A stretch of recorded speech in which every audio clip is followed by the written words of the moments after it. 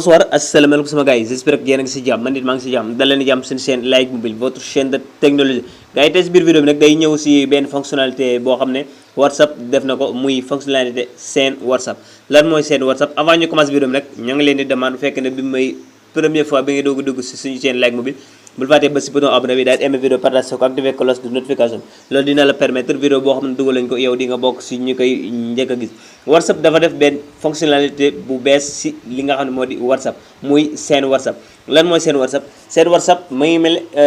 page Facebook par exemple yow bu la neexee léegi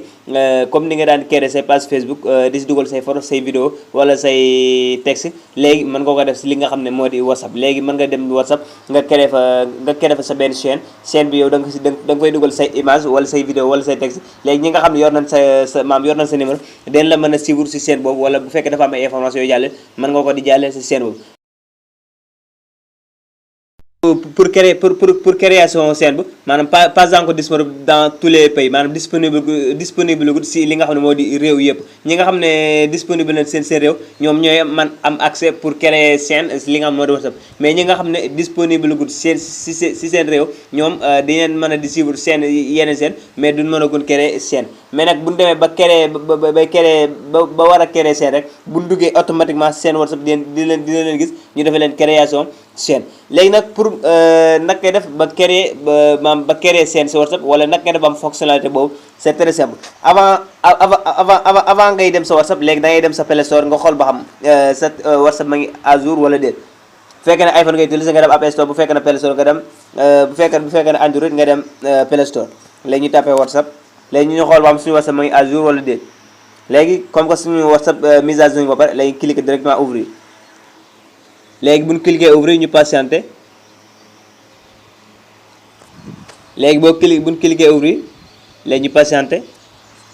léegi bu ñu patienter léegi am na option bu mu ñu defal léegi muy acte léegi bu ñu mësaan dugg day discussion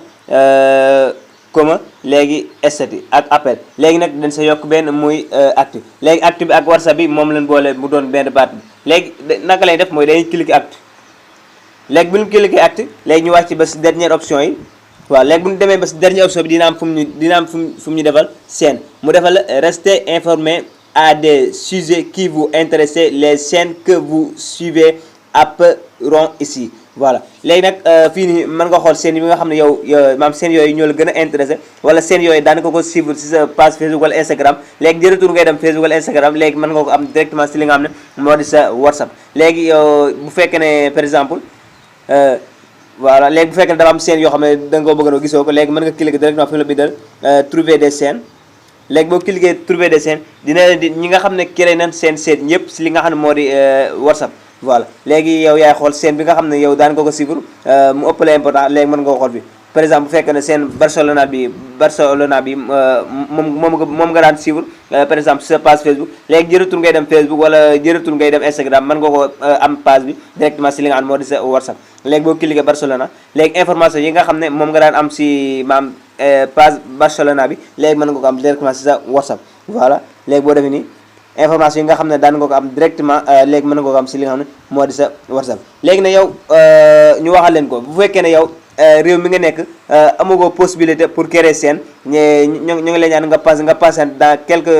quelques jours mën nga bokk si ñi nga xam ne mën nañoo créer chaîne mais actuellement fii si Sénégal wala si yeneen dëkk yoo xam ne